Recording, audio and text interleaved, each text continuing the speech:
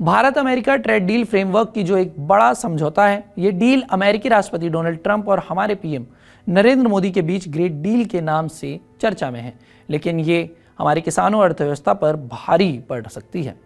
चलिए आसान भाषा में डिटेल से समझते हैं।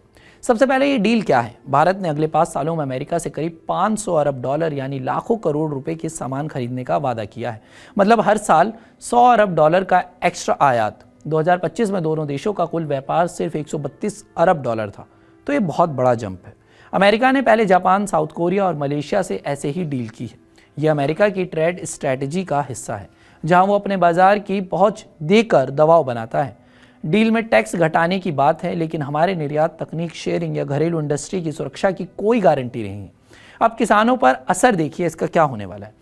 अमेरिका से सस्ते फल, मक्का, कपास, ज्वार और सोयाबीन जैसे सामान आएंगे।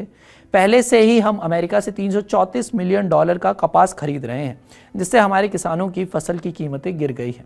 अगर टैक्स और कम हुए तो बाजार में विदेशी सामान पर भर जाएगा। सवाल यह है कि हमारे किसान अपनी फसल किसे और कितने दाम पर बेचेंगे।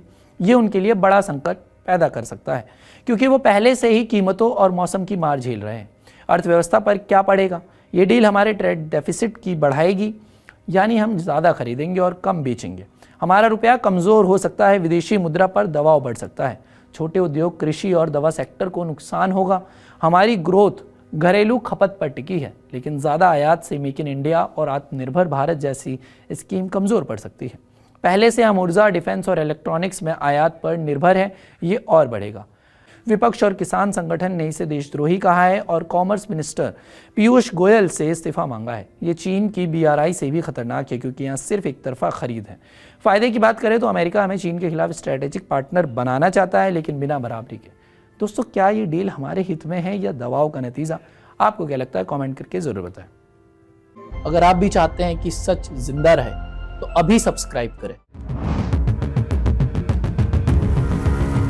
सिर्फ एक चैनल नहीं, एक आवाज है। बरकत एक आवाज।